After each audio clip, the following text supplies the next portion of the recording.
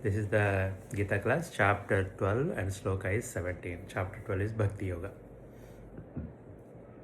We will do the Mangalachana prayers. Om Ajnanatimirandasya Jnananjalasalakaya Chakshururmilitam Yena Tasmai Shri Gurave Namaha Shri Chaitanya Manobishtam Sthapitam Yena Bhutale Swayam Rupa Gadamahyam Dadati Swapadantikam Vandeham Shri Guru Shri Yuta Padakamalam Shri Gurum Vaishnavamsha Shri Rupam Sagrajatam Sahagana Raghunatam Vitam Tam Sajivam Sadvaitam Savabhutam Parijana Sahitam Krishna Chaitanya Devam Shri Radha Krishna Padam Sahagana Rita Shri Vishakam He Krishna Karuna Sindhu Dinabandhu Jagatpate Gopesha Gopika Kanta Radha Kanta Namostate Tapta Kanchana Gaurangi Radhe Vrindavaneshwari Vrishabhanu Sute Devi Pranamami Hari Priye Vancha Kalpatarabhyascha Kripa Sindhubhya Evacha Patitanam Pavanebhyo Vaishnavebhyo Namo Namaha Jai Sri Krishna Chaitanya Prabhu Nityananda Shri Advaita Gadadhara Shivasadi Gaura Bhaktivinoda Hare Krishna Krishna Krishna Hare Hare Hare Ram Ram Ram Hare Hare Krishna भगवान की जय प्रभुपाद की जय ओम नमो भगवते वासुदेवाय ओम नमो भगवते वासुदेवाय ओम नमो भगवते वासुदेवाय श्लोका 17 यो न हृष्यति न द्वेष्टि न शोचति न काङ्क्षति शुभाशुभपरित्यागी भक्तिमान्यः स मे प्रियः यो न हृष्यति न द्वेष्टि न शोचति न काङ्क्षति शुभाशुभपरित्यागी भक्तिमान्यः स मे प्रियः यो न हृष्यति न द्वेष्टि न शोचति न काङ्क्षति शुभाशुभपरित्यागी भक्तिमान्यः स मे प्रियः यः one who na never hrishyati takes pleasure na never dveshti graves adveshti graves na never shochati laments na never kankshati desires so shubha of the auspicious ashubha and the inauspicious parityagi renouncer Bhaktiman devotee, Bhaktiman, Jnanvan, and then Bhaktiman, Yaha one who, Saha he is, made to me Priyaha dear. Translation purport by the Srila Prabhupada. One who neither rejoices nor grieves, who neither laments nor desires, and who renounces both auspicious and inauspicious things, such a devotee is very dear to me. Purport. A pure devotee is neither happy nor distressed over material gain and loss, nor is he very much anxious to get a son or disciple, nor he is distressed by not getting them. Okay? If he loses anything which is very dear to him, he does not lament. Similarly, if he does not get what he desires, he is not distressed. He is transcendental in the face of all kinds of auspicious, inauspicious and sinful activities. He is prepared to accept all kinds of risks for the satisfaction of the Supreme Lord. Nothing is an impediment in the discharge of his devotional service. Such a devotee is very dear to Krishna. So again, more and more qualities Krishna is mentioning here. So devotee qualities. So basically, people who have these qualities, Krishna likes them.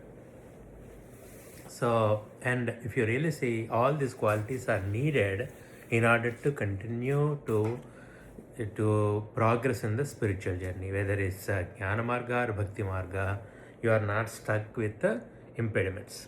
So, basically here if you really say, na hrishyati na dveshti, neither rejoices nor grieves. Okay?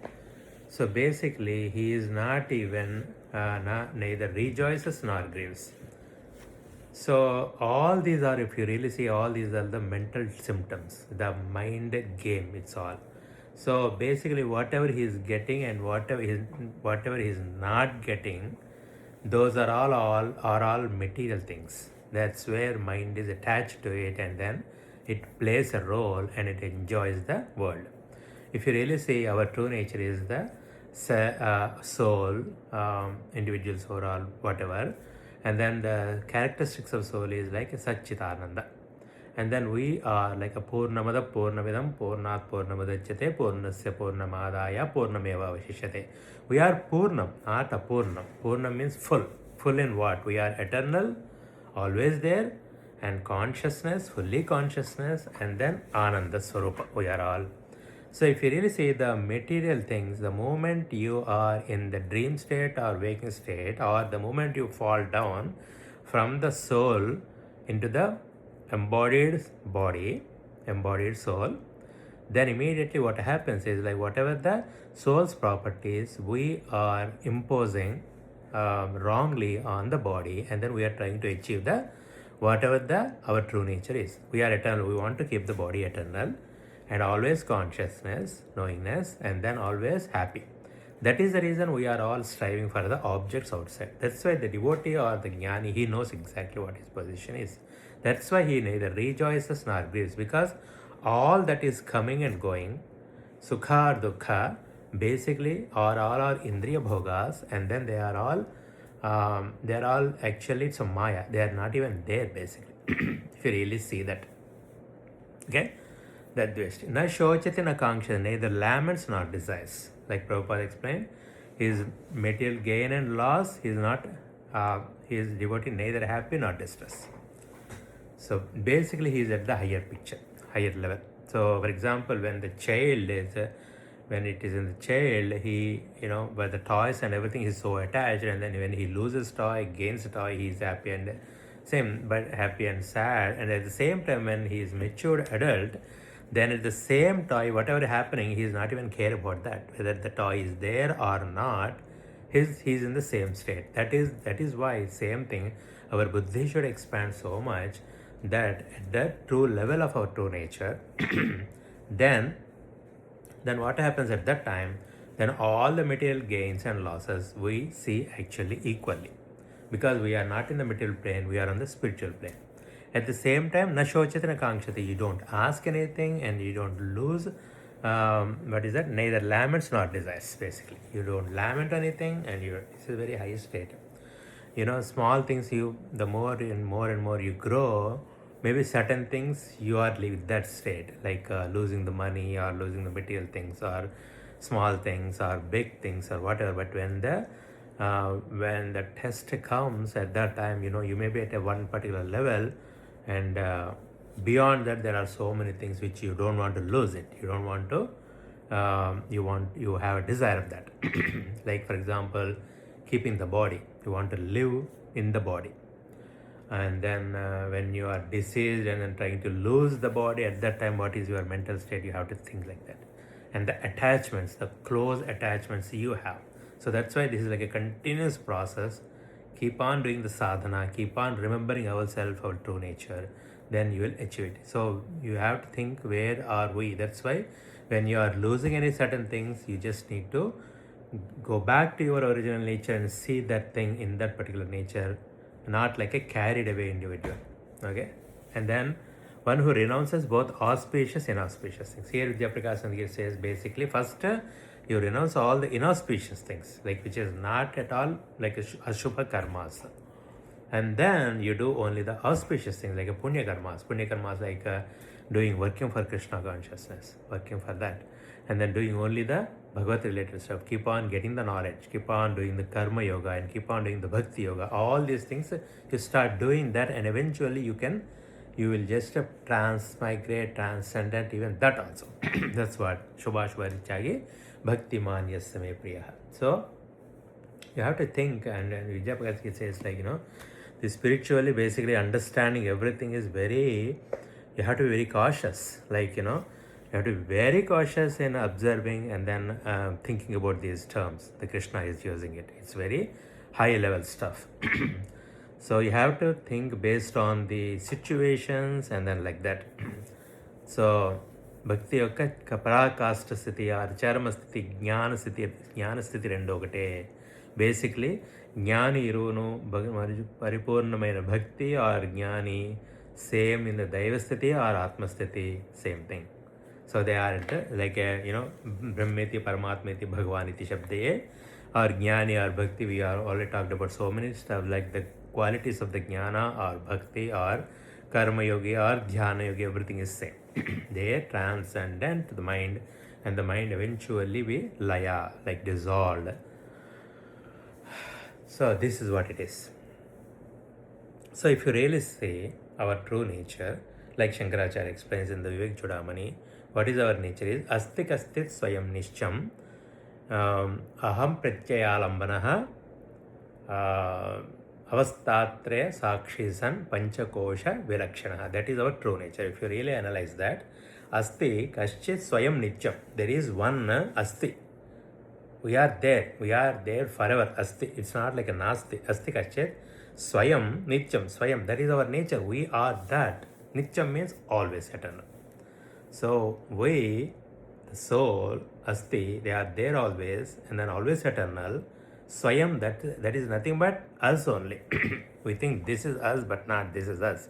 The soul is us. We are the soul, Atma.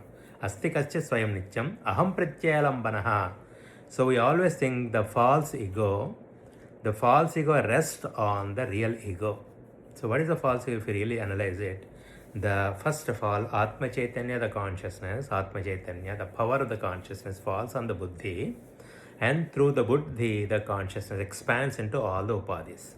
That is why in the buddhi, when it falls on that, the energy in the buddhi, then I feel that false I will rise.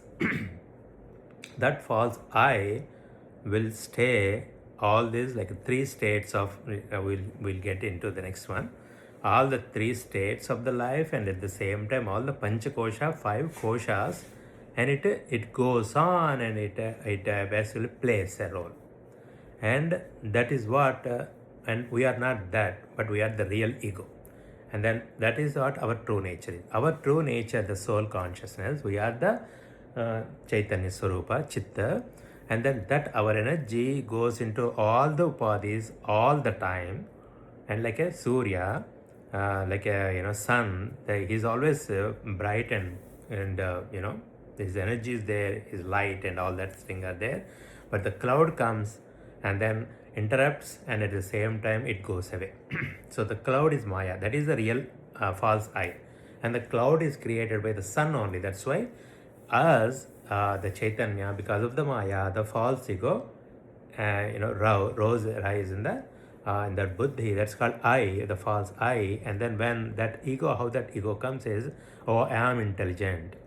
That is how it starts, and I am enjoying it. That is what the real in the beginning, that in the deep sleep. Oh, I enjoyed a lot.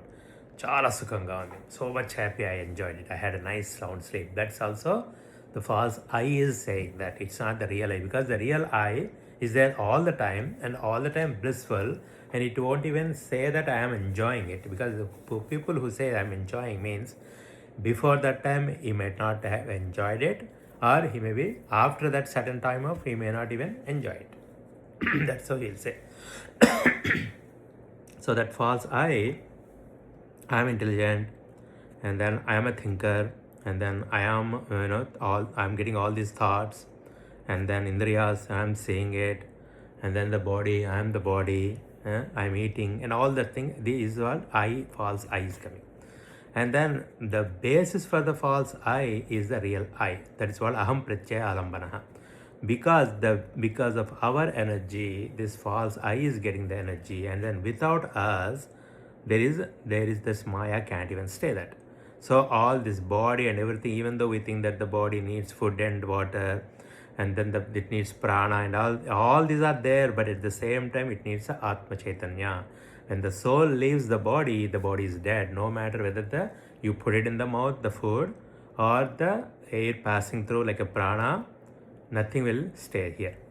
That itself indicates that the prana, the jiva atma is left the body, and then when it left the body, it left with the subtle body, and the gross body stays for a while, and it also merges into all the panchabhutas. So asti kaschit swayam nityam aham pratyaya alambanaha avasthatre sakshi san panchakosha vilakshanaha. That itself is avasthatre sakshi san, means 3 avasthas, three.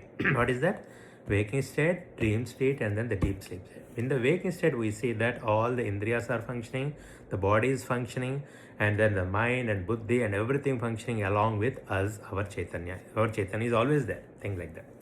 Then in the dream state, if you really see in the dream state, the body is dead, the prana is going up and down, that's all. And then all the karmendriyas are done, they are all dead, and the jnanendriyas are also dead because it's not seeing, it's not listening anything, nothing is happening. We are not, even though we are touching also, nothing, don't have the consciousness. And then we have in the dream state, all we have is the mind, manobuddhi chitta ahankaras. And with the chitta, the storage, and then the false ego, I, what it happens is it is in the dream state, trying to have all this whatever the waking state we have and what are the vasanas we have, it's all going to play in the dream state. That's why sometimes we see the inauspicious things and auspicious things sometimes, the dreams.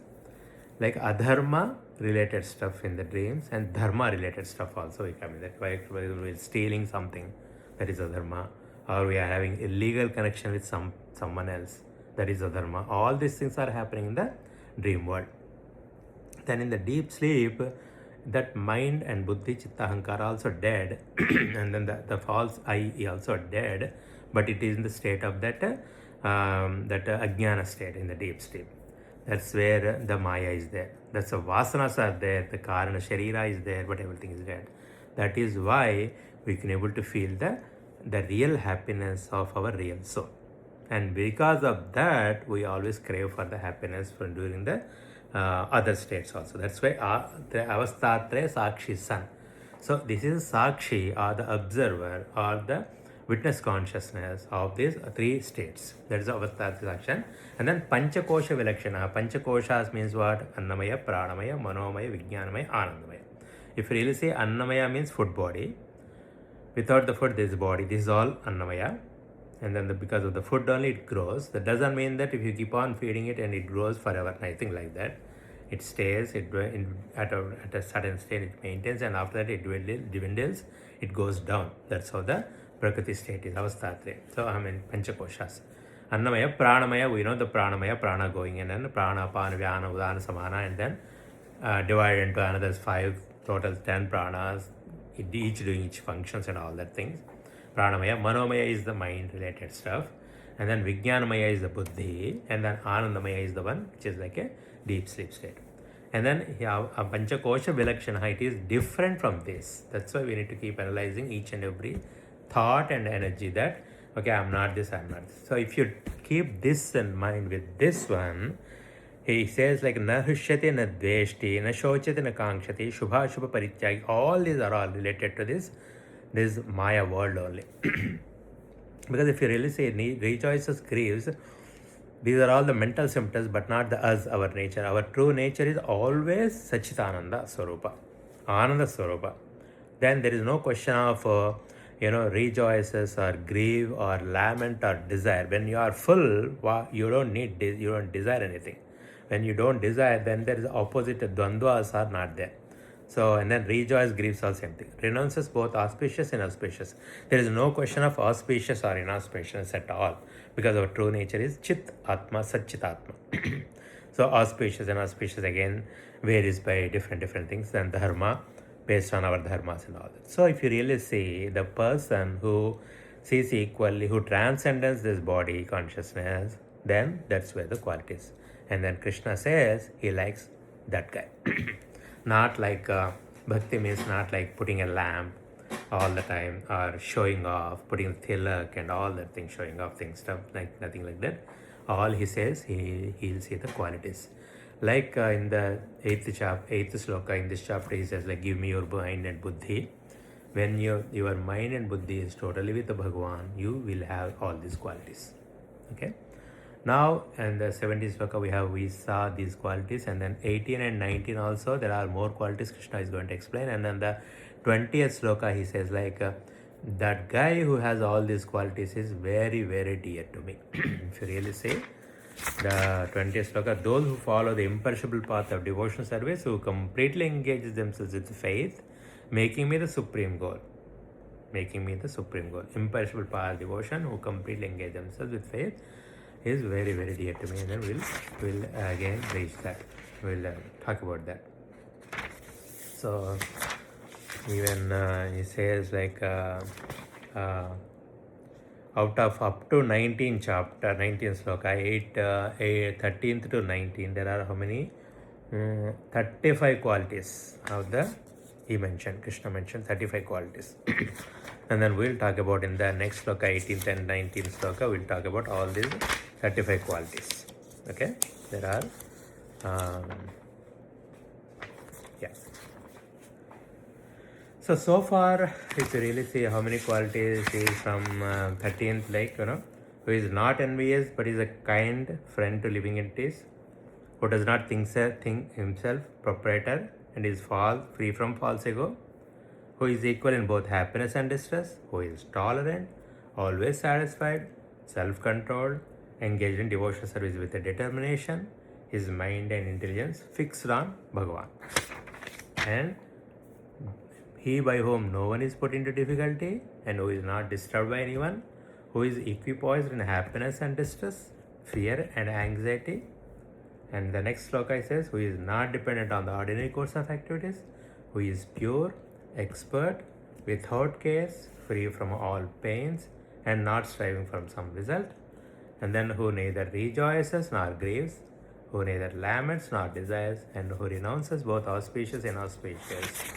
And that's how it is up to this point. So that's why keep remembering all these things and then trying to keep implement.